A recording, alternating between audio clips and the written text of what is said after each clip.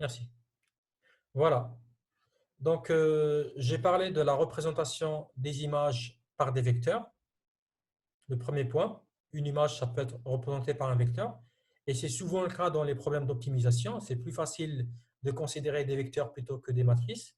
Et deuxième point, on a vu la décomposition des vecteurs dans des bases. Donc, on a dit que la base canonique n'est pas le seul choix possible et qu'il y a aussi, par exemple, la base de Fourier, la base des ondelettes et d'autres bases qui sont définies en fonction des applications. On arrive à la définition ou bien à la notion de convolution que vous connaissez. Si vous prenez f étoile g égale h, avec f, g, h, c'est des fonctions. Donc, étoile, c'est l'opérateur de convolution. Alors, h de x, vous pouvez écrire en même temps pour pouvoir suivre. H de x, c'est l'intégrale. F de y, g de x moins y, d'y. L'intégrale étant prise sur R. Cette définition de la convolution, ça se généralise directement pour les fonctions qui sont définies sur R2. Maintenant, on a aussi vu la convolution euh, euh, en discret, en traitement en discret, au premier semestre, avec l'utilisation des masques ou des noyaux de convolution. Maintenant, concrètement, on a un vecteur P qui contient 5 valeurs, P1, P2, P3, P4, P5. On a un vecteur X qui contient aussi 5 valeurs, X1, X2, X3, X4, X5. Et on aimerait calculer le vecteur B qui contient B1, B2, B3, B4, P5. D'accord? Alors, vous pouvez faire les calculs. Vous pouvez discrétiser l'intégrale qu'on a vue tout à l'heure. Tout à l'heure, on avait l'intégrale sur R. Vous pouvez considérer la somme à la place de l'intégrale. Ça, c'est la définition de la convolution en discret. Je pense qu'on a vu ça au premier semestre. Donc, vous pouvez considérer la somme et définir le vecteur B à partir du vecteur P et le vecteur X. Maintenant, on peut montrer que cette opération de convolution, ça peut s'écrire d'une manière plus simple et plus compacte comme un produit matriciel. En choisissant cette matrice-là, c'est-à-dire que P, c'est le noyau de convolution, X, c'est le vecteur entrée et B, c'est le vecteur sortie. Alors, cette matrice, elle est définie à partir du vecteur P. Alors, pourquoi on inverse ici le vecteur, enfin le vecteur P? Parce que P, c'est P1, P2, P3, P4, P5. Alors là, on a P5, P4, P3, P2, P1. Pourquoi on a inversé? Ben, tout simplement parce que dans la définition de la convolution, on a f de y, donc f joue le rôle de x, g de x moins y. Donc la variable y qui représente la variable, enfin les indices y, ça représente l'indice. Donc l'indice de x, c'est l'indice de f, est pris avec un signe moins dans la fonction g qui est représentée par p. Donc avec le signe moins, va nous obliger à inverser le vecteur p dans la définition de la matrice. En fait, ce que vous devez faire enfin, pour vérifier, il faudrait écrire la formule de la convolution en discret, calculer B1, B2, B3, B4, P5 et ensuite comparer avec ce produit matriciel. Alors remarque, on a vu pour la convolution qu'on avait besoin de définir des conditions au bord. Vous vous rappelez bien, en traitement d'image, au cours du premier semestre, lorsqu'on traitait le bord, il y a un certain nombre de coefficients du noyau qui vont se trouver à l'extérieur de l'image. Et donc, on avait besoin de définir des valeurs de l'image à l'extérieur de oméga, du carré. Et donc, pour cela, on rajoute des valeurs à ce vecteur x1, x2, x3, x4, x5. On va rajouter deux valeurs au début et deux valeurs à la fin. Alors pourquoi 2? Parce que la taille du vecteur P est égale à 5. Et donc, vous pouvez faire les vérifications, c'est facile à vérifier.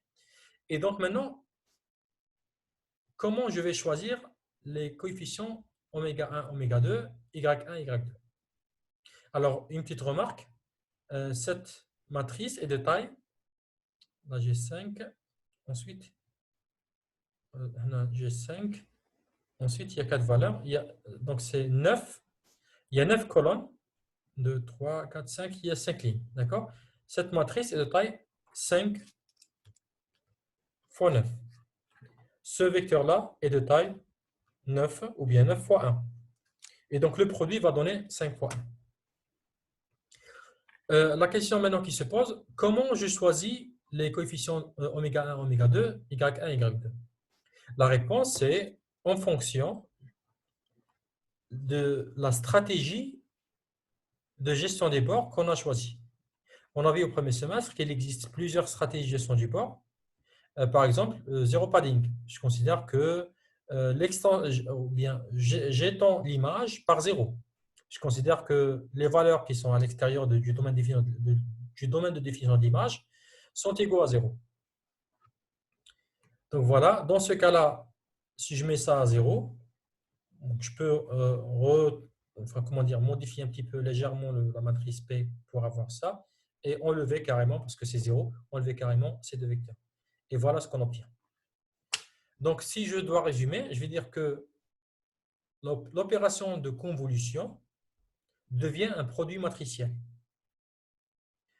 Si je choisis les conditions au bord nulles, donc le zéro padding, voici le produit matriciel qu'on doit choisir pour calculer la convolution. Alors, cette matrice ici, ça s'appelle la matrice de Toeplitz, qui est une matrice circulaire, P3, P3, P2, P1, P4, P3, P2, P1, ainsi de suite. Maintenant, si je choisis des conditions périodiques, voilà ce que j'obtiens. D'accord? Pardon, ça c'est la matrice circulante, si j'ose dire. Ça c'est la matrice de Toeplitz. Si par contre j'utilise des conditions réflexives, donc, ou bien par symétrie, voilà la matrice qu'on obtient. Et voici l'implémentation, la représentation du produit de convolution comme produit matriciel. Donc encore une fois, faites ça à titre d'exercice. Considérez ou écrivez les formules de convolution discrète. Calculez les coefficients B1, B2, B3, B4, B5. Donc chaque coefficient à l'aide de la formule. Bien sûr, en prenant en compte les conditions à bord. Et comparez le résultat avec le produit matriciel. Voilà, donc là, le même raisonnement, la même histoire se répète pour les images. Si je considère des images plutôt que des vecteurs, parce que là, on a vu la convolution monodimensionnelle ou bien en 1D. Si je considère la convolution en 2D, si j'ai une matrice X, une matrice P, une matrice B, il faut savoir que P, ça représente le noyau de convolution, X, c'est l'entrée et B, c'est la sortie.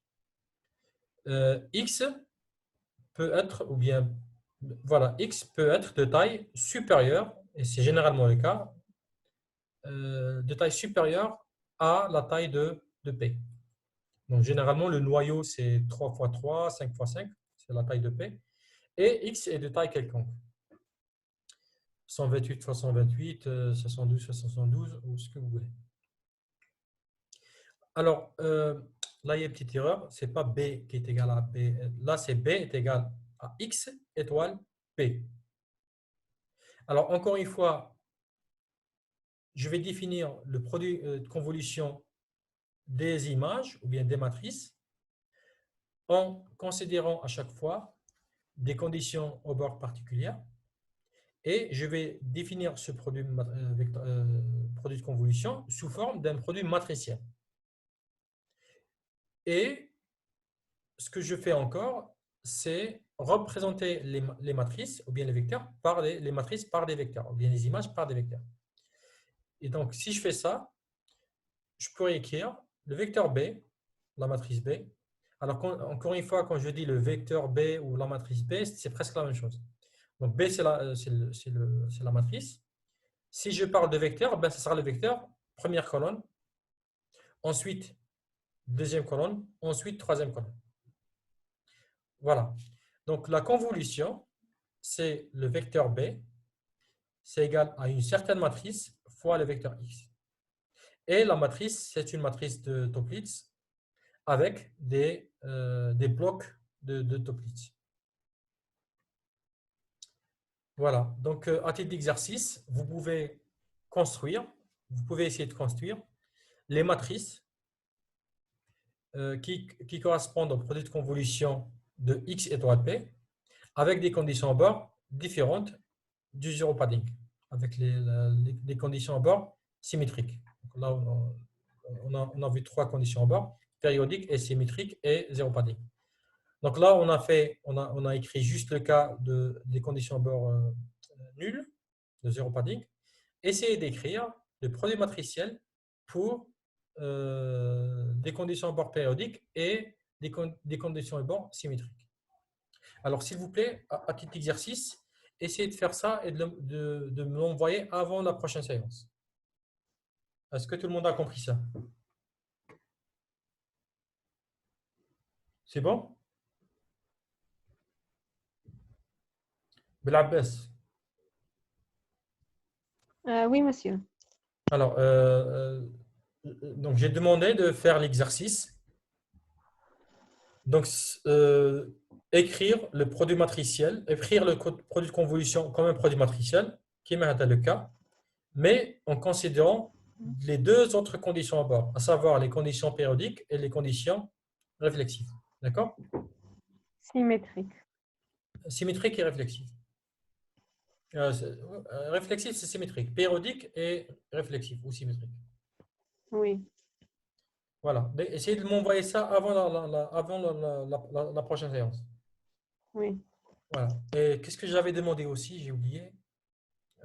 Oui, alors, faites le calcul de la convolution avec la formule du produit de convolution en discret.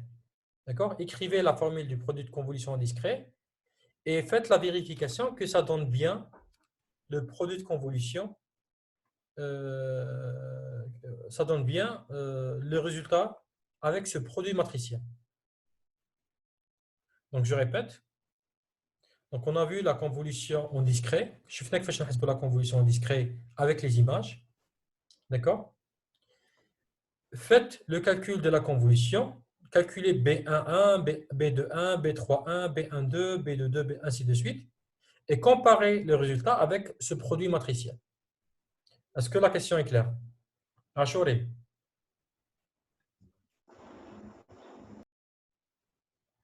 Achouré, مشتبه.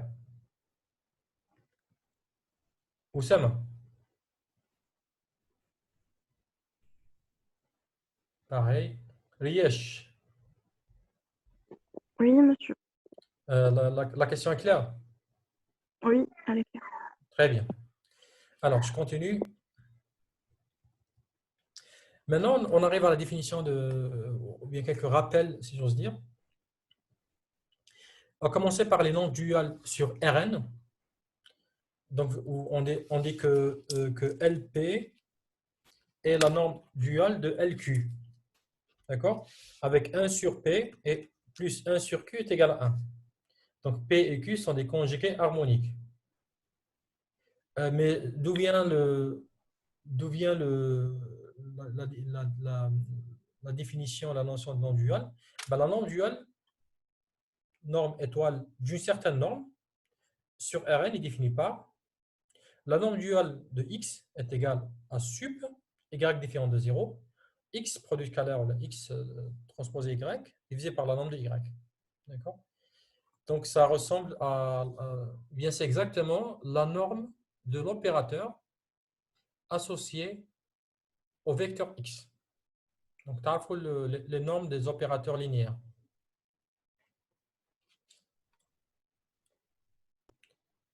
de l'espace Oui. dual, l'opérateur de l'espace dual. D'accord? Parce que Rn est identifié à Rn', et chaque élément de Rn', je peux l'écrire comme un vecteur x. Et donc, la norme de x, c'est la norme de l'opérateur associé à x. Donc, les normes duales satisfont l'inégalité de Cauchy-Schwarz, à savoir le produit scalaire de xy en valeur absolue inférieure à la norme de x fois la norme de y. Et là, il faudrait utiliser les normes duales. Et les normes duales sont aussi définies pour les matrices. La norme duale d'une matrice A, la norme APQ, parce qu'il faut savoir que, comme sur Rn, la norme,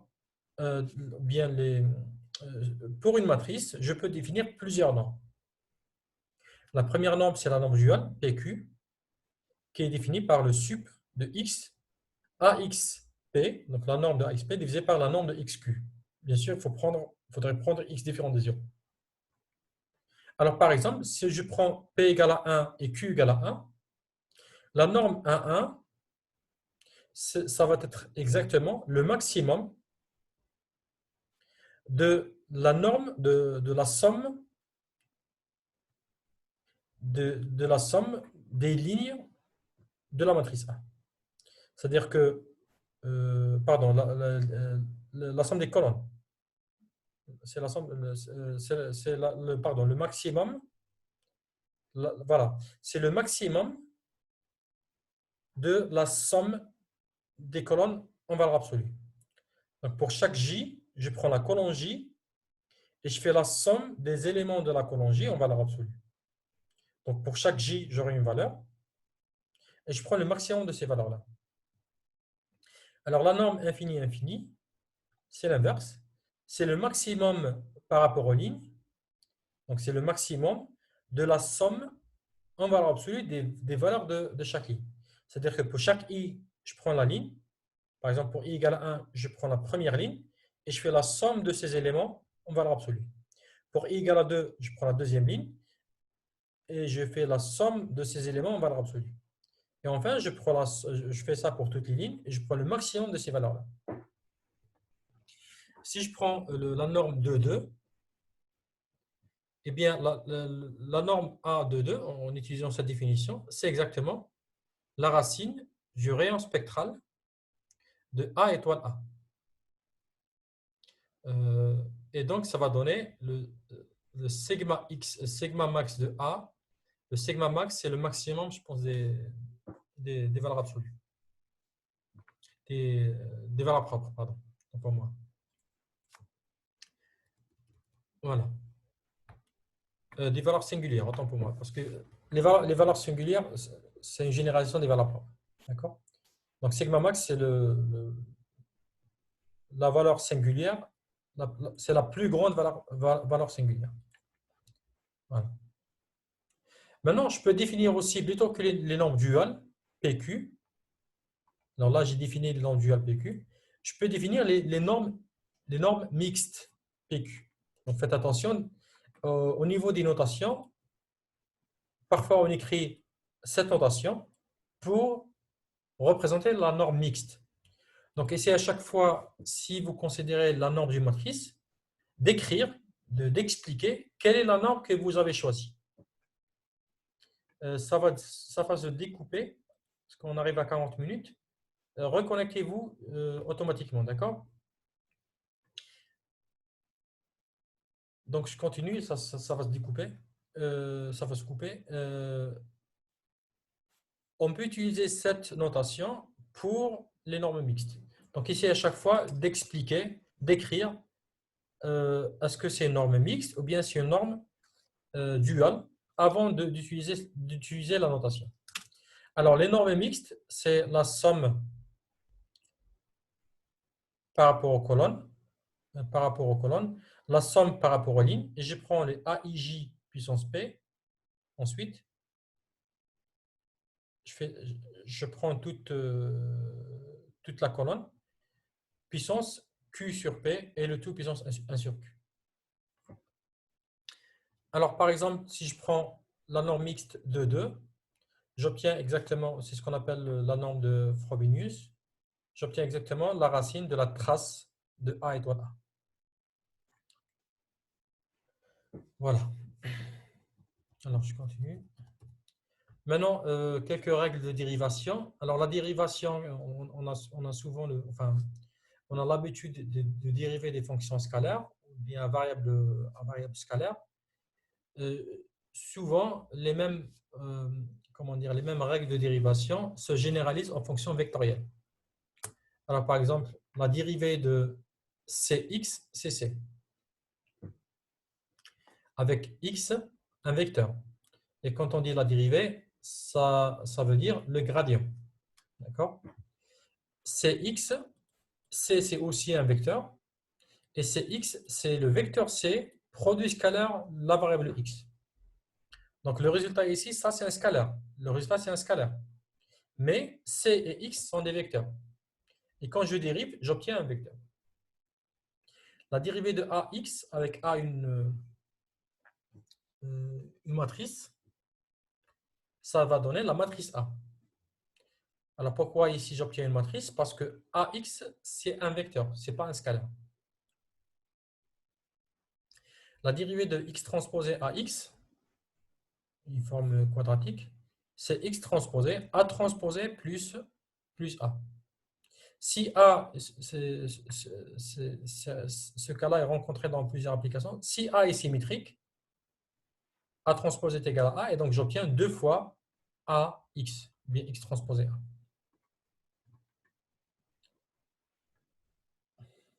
Voilà, donc à titre d'exercice, vérifiez ces règles de calcul. Et bien sûr, pour faire la vérification, prenez explicitement x, un vecteur x1, x2 jusqu'à xn, c, un vecteur c1, c2 jusqu'à cn, et faites le calcul.